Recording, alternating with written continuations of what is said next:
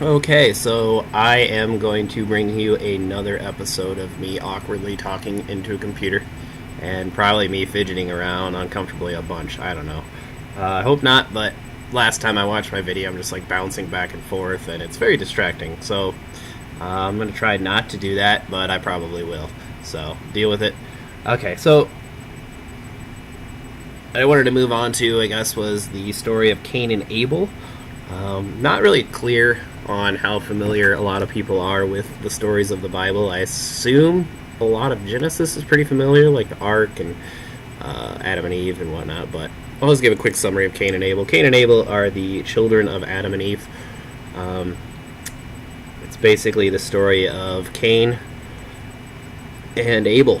Now, Abel is a hunter, and Cain is a farmer, and Abel gives a sacrifice to God that God likes because apparently he likes meat because he's a real man. Probably also drinks Old Milwaukee or something, and grows a huge beard, which actually we already know about the beard. Every stereotype you see of God features him with a huge beard. And I'm assuming, I'm assuming that the sacrifice given to God was a huge ribeye, but it probably wasn't. It probably actually says exactly what it was.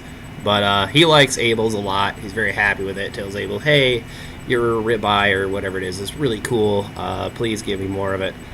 Whereas Cain gives a sacrifice of something that comes from his farm, and it's probably something stupid and boring like carrots, and you can't do that. God doesn't want carrots.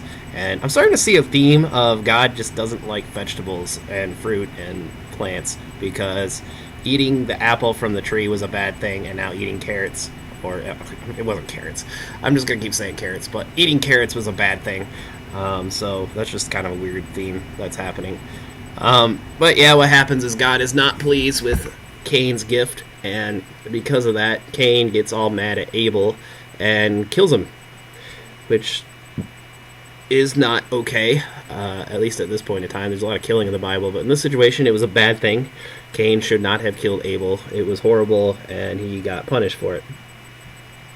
What happens is Cain basically banishes him to wander the earth and not really be able to farm anymore, which I guess is okay because carrots suck, so who really cares?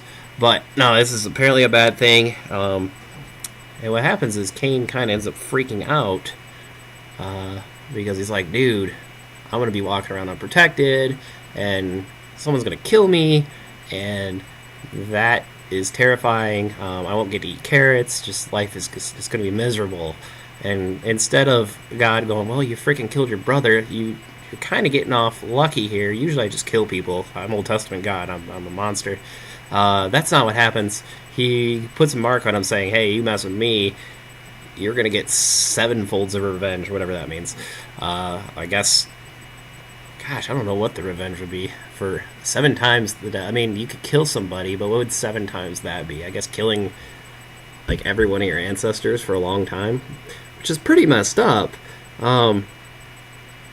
Essentially, that's kind of saying, well, I guess murder is bad, but Cain like gets defended because after killing his brother, and he's scared. Adam and Eve eat fruit, and there's really no promise of that being made to them. So that's just kind of odd. It's almost like eating the fruit at the very least is on the same level as murder in the very, very olden days of time, which it's just very odd.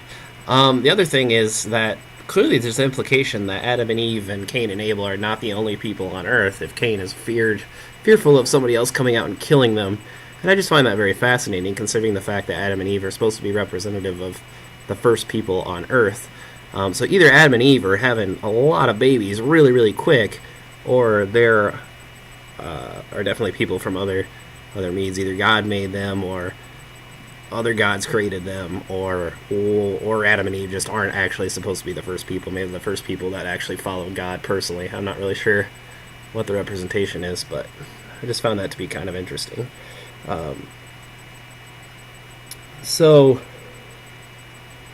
yeah, that's pretty much the Adam and Eve story. It's actually, or not Adam and Eve story, the Cain and Abel story.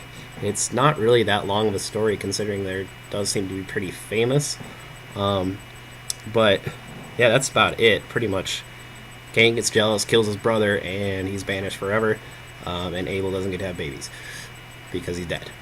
And Cain still does. Actually, Cain, considering he murdered his brother, doesn't end up actually having that poor of a life at all. I know I brought that up, but not only does he get to wander the earth, get to be protected by God, he gets to have a crap ton of kids, which means as a reward for killing his brother, he still gets to have sex, a lot of sex. And I'm not so sure that's a horrible thing. I don't know, maybe it's gross ladies or something that he had to have babies with, so maybe that was a way to deal with. I guess God had an entire planet to populate, but not really, because there were already people, so I don't know. But anyways, so is there anything to take from the story morally? I feel like, a lot of people say when it comes to a biblical story, there's supposed to be at least some morals that come from it, even if you don't read the Bible in a literal way. There's definitely some sort of moral that is supposed to come from it. So I'm going to try to take a moral from this. I think first and foremost, do not kill your brother. It's not okay. We're still unclear on if killing your sister is okay. It's very, very clear that killing your brother is not completely okay.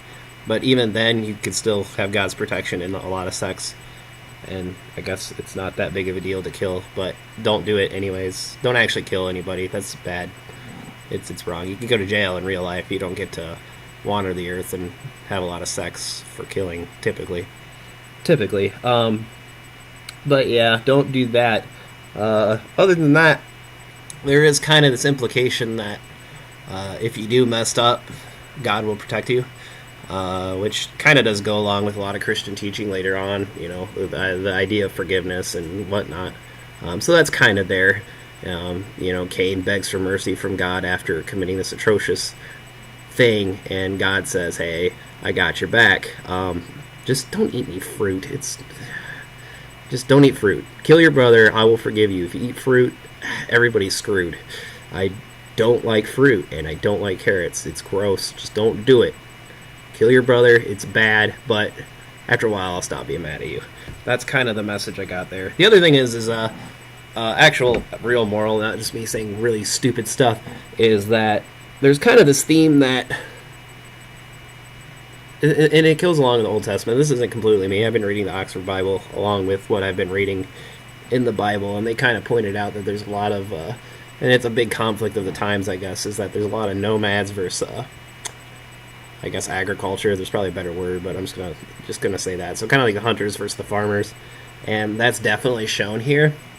And once again, it's the farmer who kind of is presented poorly, and that farmer can be representative of, your kind of typical modern cities where everyone's kind of set up and the food's grown and you take care of it. Whereas the hunter is kind of, God likes his sacrifice, and the killing of him is what's wrong. And because of that, it kind of shows you that, or just kind of, at least the perspective here is that, hey, the guy who wanders out and gathers his food is kind of in the position of a higher moral. And what I can kind of take from that is, I think there is a lot of positive, and I'm sure there's positive associations I can come up with when it comes to just sitting around and building a city and farming and stuff, but the notion that I can kind of gather from that is that if you aren't stuck in one place and you kind of go out and create your new cities, create your own cities, and the reason I say this is because that's kind of what happens. Like, through the story of Abraham, is a lot of the descendants go out and they create their own cities and find new things. But if you go out and move around, it's easier to get to know more people, and with that,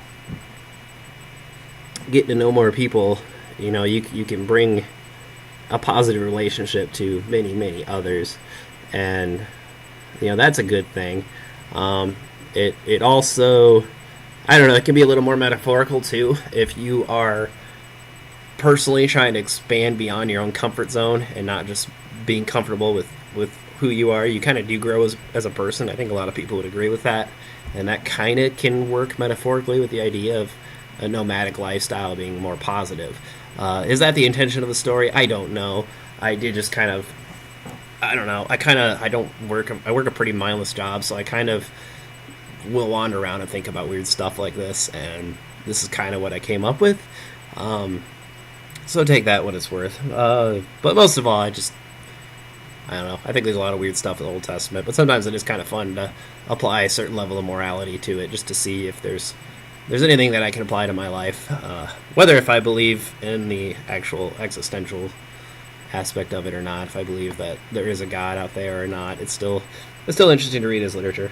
One more thing, there is actually a third child of Cain and Abel, and his name is Seth.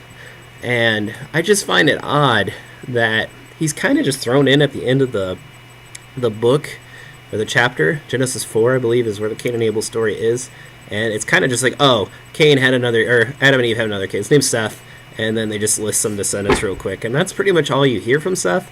And the reason I find this odd is because Adam and Eve are like big time. They're like the big father of, I don't know, Earth. You know, life started with them, kind of. I mean, Noah, the flood kills everybody, but they kind of start it. And you would think that, and their children are a big deal. Cain and Abel is a very, very famous story that a lot of people know. But Seth just gets thrown in there. And, you know, he's the third brother. He replaces Cain.